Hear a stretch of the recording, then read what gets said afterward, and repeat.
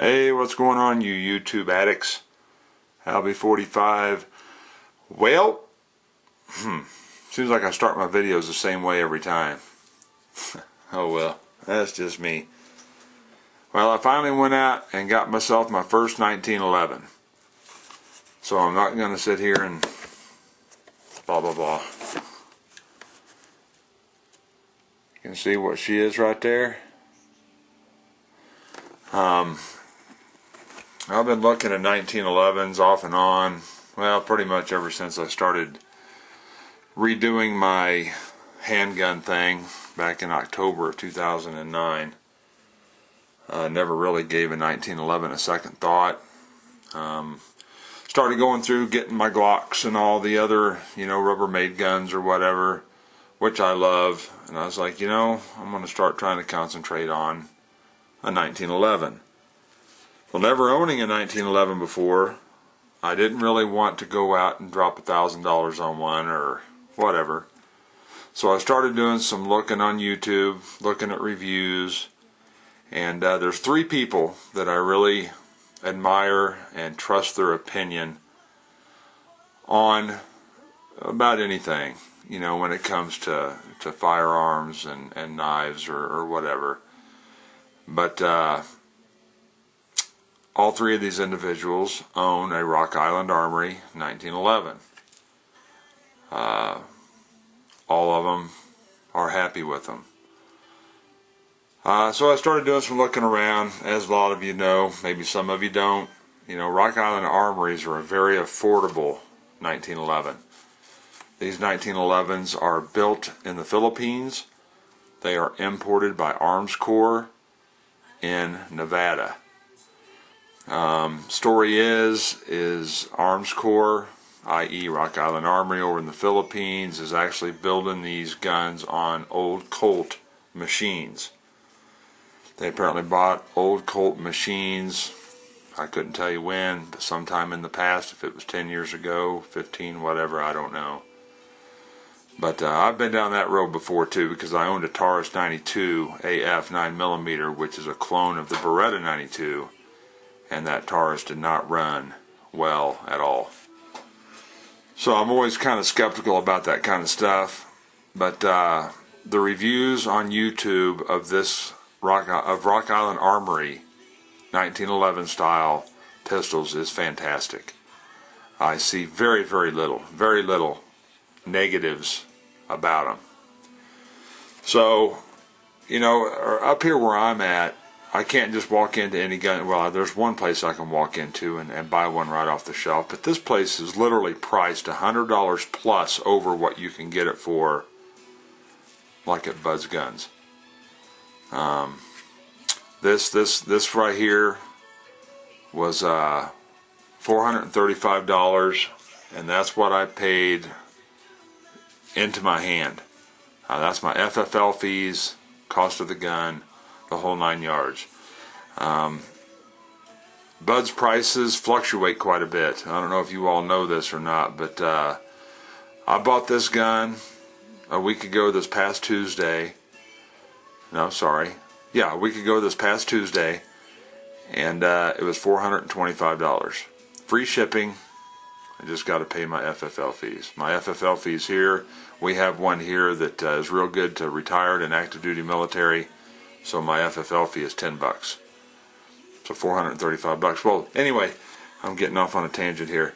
I looked at this same gun the next day to see if they still had any left, and the price was down to $409.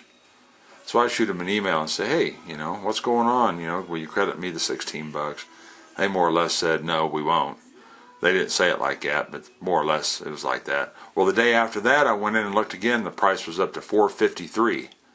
And it stayed at $453 till they ran out of stock. But anyway, let's get to it. Let me take this stuff out of here. I've been babbling enough. Nobody really cares what this comes with. It comes with two spent cartridges. It comes with one magazine, and that would be this magazine right here. It's an ACMAG. So it comes with, you get the gun, one magazine, There's no lock. You get a user card, warranty, registration card, and your 2 spent rounds that they fired at the factory. That's it.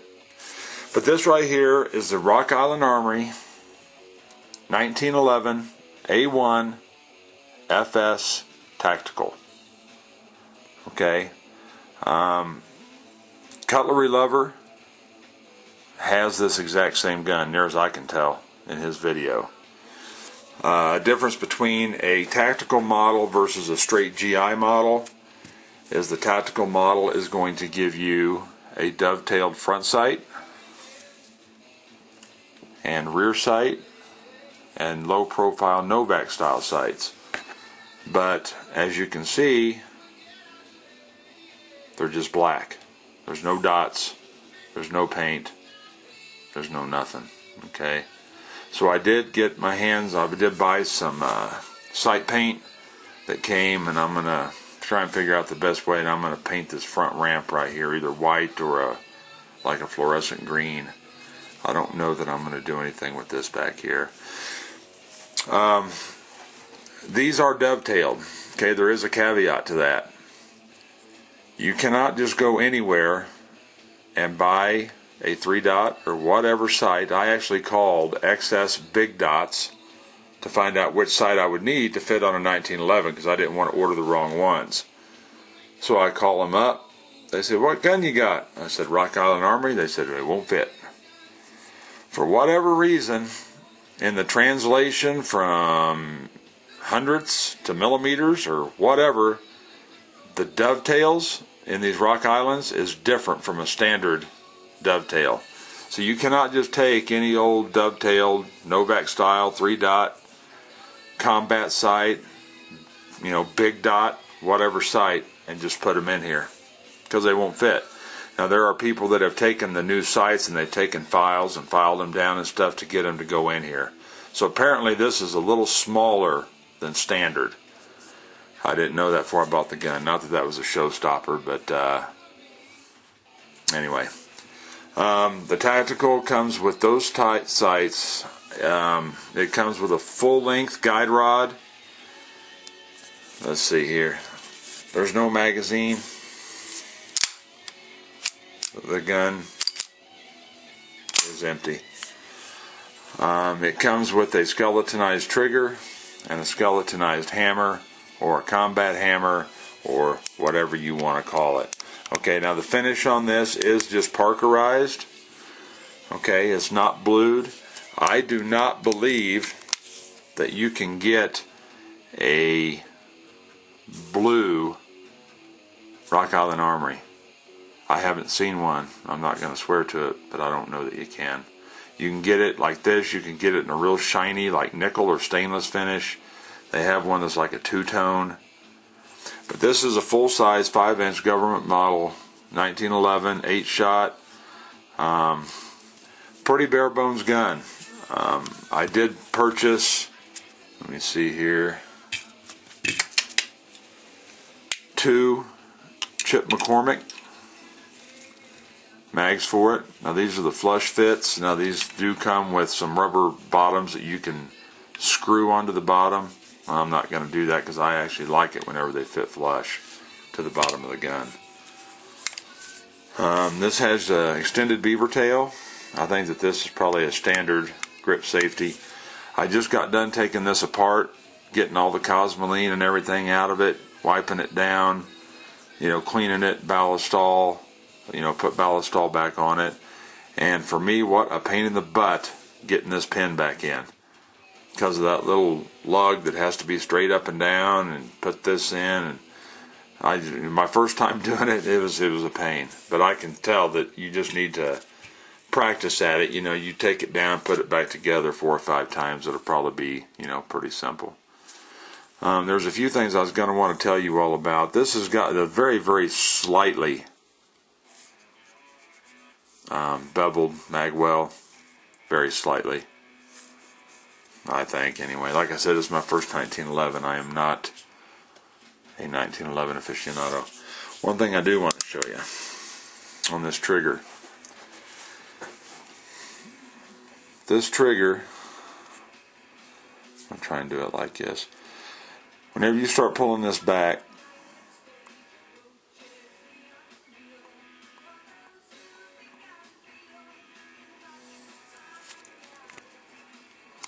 oh, there it went. Shoot. There was, before I cleaned it. You start pulling this back, there's just a very little bit of slop. Right there. Now whenever I pull this,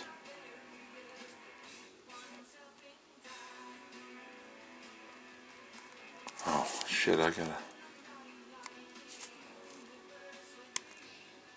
there it is. Forget about the grip safety.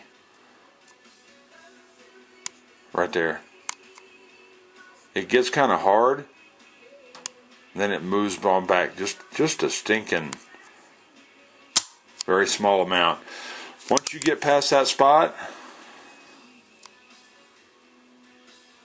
right there,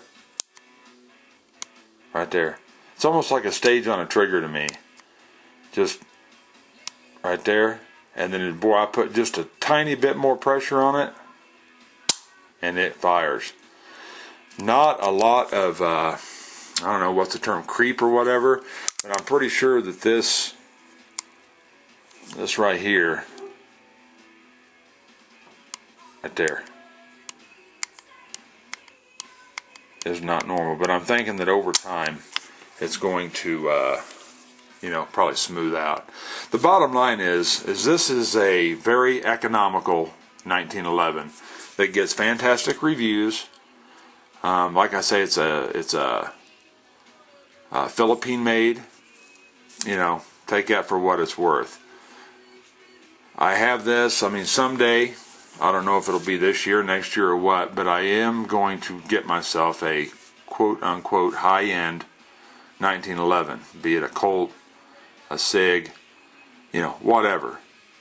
But for the money, I'm here to tell you what, I'm very pleased with this. The slide action on this is pretty stinking smooth. It's not gritty. It feels good. It feels good. It's got ambidextrous safeties on it.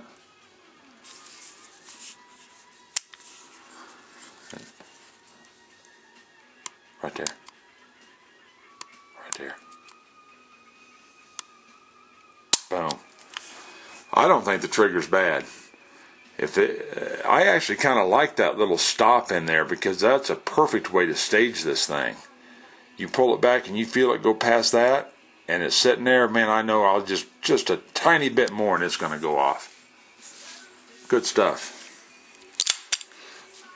But it's got the full guide rod. That's another thing over a tactical model.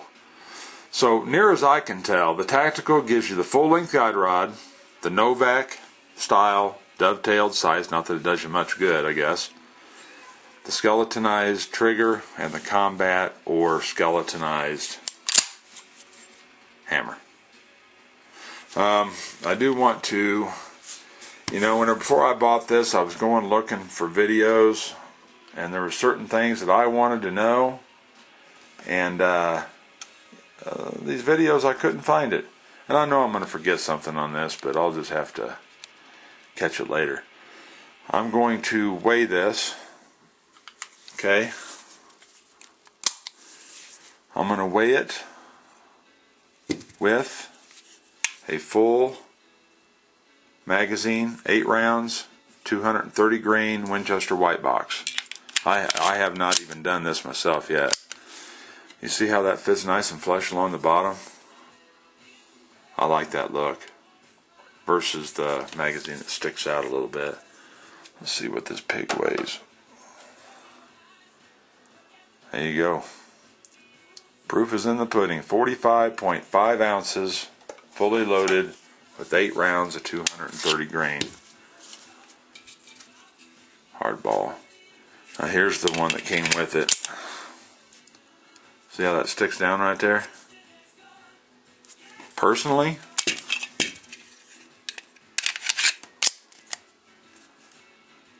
I like that better. But I don't know, it's just me. If you used to weigh this with a empty magazine, still has a magazine in it, just empty. 39.5. What was it before? 45.5? Oh, what is that? 6 ounces? 6 ounces just in bullets. And there's some fat, porky bullets. Ain't no doubt about that. Anyway, y'all, I hope this hasn't bored y'all too much. I'm pretty excited about it. I have plans of going and firing this on Saturday morning. We've had some really nice weather. But the weather's supposed to change this weekend, but I'm hoping that it doesn't change too much. Hopefully the rain holds off till the afternoon and the wind doesn't blow. But this is just a quick look at my... Oh, these are Chip McCormick. Did I tell you that? They're not the expensive ones either. They're just the regular ones. Pete at the Armory channel wouldn't like these. Yeah, they go like that. I don't know. We'll see how they work. I see what he means. He likes these ones that has these nice followers on them. So whenever you push this down, it all goes down together. And I can see that. That seems nicer than one that, you know, kind of, I don't know, it just seems kind of chintzy. Chip McCormick has a pretty good reputation, but this might be his low-end magazine. I don't know. Anyway, we'll see. But, yeah, on the recommendation of Pete from the Armory channel, Mr. 45 Bullet, and Cutlery Lover. They all three have rock islands. Pete's is a commander size with the 4 or 4.2 inch barrel. Cutlery Lover's, I believe his is exactly like this, a full-size government tactical model. And Mr. 45 Bullet, I'm not sure if his is a commander or full-size or what. But they all like them, so, you know, I respect what they have to say. And plus the other reviews, I was like, you know what? I'm going to go ahead and give them a shot, so I did. Almost 20 minutes, almost 18 minutes. I'm going to get out of here. I'm sure I forgot to say some things to y'all. But I'll just have to cover them at a later date. Rock Island Armory, 1911 A1 FS Tactical. Full size, Parkerized finish. Looking forward. I hope she runs as good as everyone else's does. Y'all take care. Thanks a lot. We'll see ya.